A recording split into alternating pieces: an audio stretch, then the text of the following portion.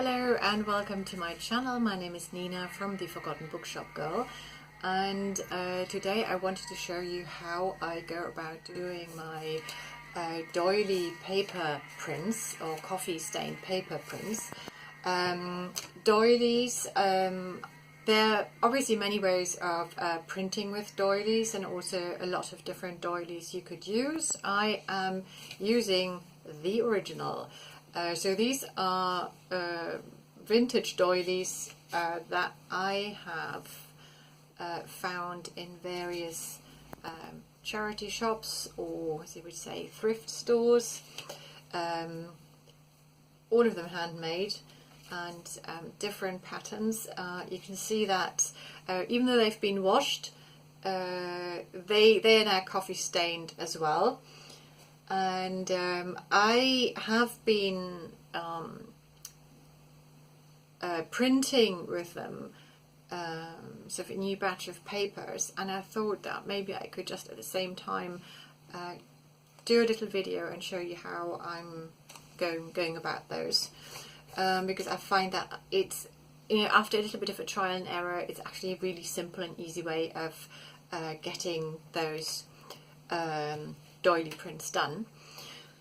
So next we'll just go into the kitchen. Well, actually I've already been in the kitchen, I've already done the printing, but never mind, the next part is going to be in the kitchen. Very unglamorous. It's just my kitchen table covered in plastic, and then I'm going to show you how I'm doing the doily prints. So okay, we are now in the kitchen. As I said before, it's not a very beautiful setup. It's basically my kitchen table with a sheet of plastic, and I had already started doing some of the doily printed papers. What I do is I make a really strong solution of coffee. I'm using instant coffee, and then I soak the doilies with this really strong coffee solution. I mean, you can have various ones. Probably really depends on how visible you want the prints to be on your papers, and you can actually try it out as you go along and just play with the whole thing. This is how I do it, but I actually wanted to look into ways of maybe having fainter prints, or maybe prints that aren't quite as dark. Then of course, because sometimes I'm using a whole, I'm doing it throughout the whole day, so I'm not doing it all in one go. And also when you're putting the papers onto the doilies, they will soak up some of the water. So in between, I just have to, this is just an ordinary coffee solution. You could also use water really. And I'm using a brush, and then I'm just going kind of back in, because kind of the coffee is still in the doilies, but they're not as kind of as damp as before. So I just go in and kind of do that. So we've got, oh yes, and the other thing is it looks quite easy the way, or very simple the way these are put together, but I'm trying to make sure that I don't have really big gaps in between, so that most of the paper is covered in a doily pattern, and that can be quite tricky. We're going to move these around in a moment, because I don't know how many prints, and then I move the doilies around so that the prints all look a little bit different. So I'll put this one to one side, and before I actually use my paper, I always do some test prints. I usually tend to use some of the sheet music that I'm not using in my shop. I know that the sheet music is a different kind of paper. Printer paper is obviously made to soak up the ink and is much better at absorbing water than paper like sheet music. This is also thicker, but it will give you a general idea. So I'll just put it on there. Make sure, I have to make sure that the paper doesn't shift around, and then I kind of gently press it down, and then I can see if they kind of all print nicely. There you go. You can see that these are quite wet.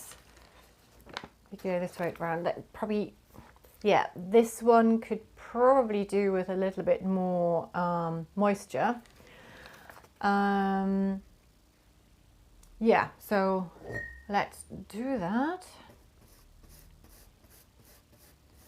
Sometimes if I feel that some of them have soaked up too much of the water, I think it really depends, also depends on the yarn that has been used. This is probably like pure cotton. This could be a different kind of, I don't know, cotton or a mix, so they don't soak up as much water.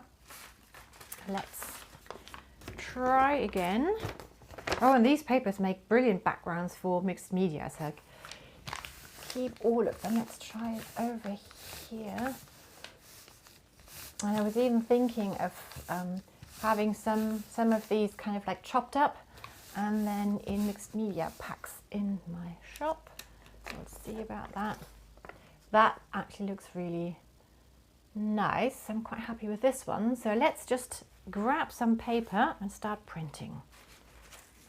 Okay, now I've got issues with the light again, because obviously the paper is really light and the doilies are quite dark, so I hope it's all working. The paper I'm using is dry. It's quite a light variety of coffee stain papers. I just grabbed what I had already in the kitchen, and then I'll do the same as the test print. I kind of just put it down and then try and make sure that I get a really nice print. Sometimes I will kind of just gently kind of rub along, especially around the edges, because I very often find that I've got the print in the middle but not around the edges. But I don't press too hard because I don't want to damage the paper. And you can sometimes, as you can maybe see, that sometimes the coffee will already soak through the paper. So let's have a look. If you wanted to kind of have a look, you can just lift it gently. This is actually really nice. But don't move the paper, because if you can see that there's a bit missing, you can put it back down and press on it again. So let's just turn this one round. And I have to say, I'm actually really happy with this one. This is really nice. So let's just do a few more. Okay, and then basically what I can do, I can move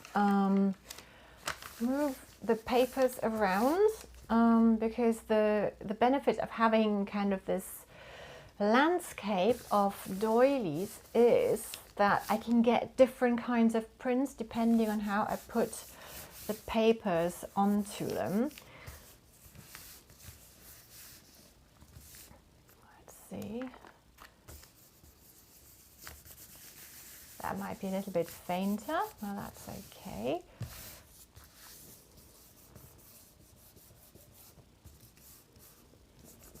Now make sure that I don't forget this corner.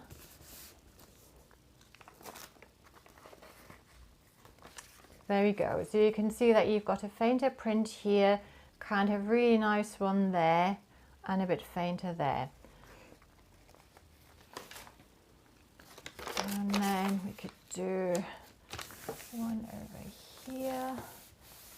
Gosh, I have to try and not kind of make sure that I don't rock the table too much, because obviously the camera is sitting on the table. So if the table rocks, so will the camera, and I don't want you to get seasick.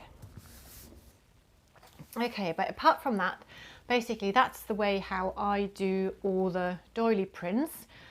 And I think we'll better go back into the studio and finish the video there.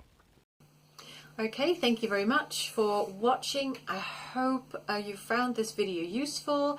I've also got another video where I talk about the washed out doily version, and I'll try and edit and upload that as quickly as possible. So we've got that one coming as well.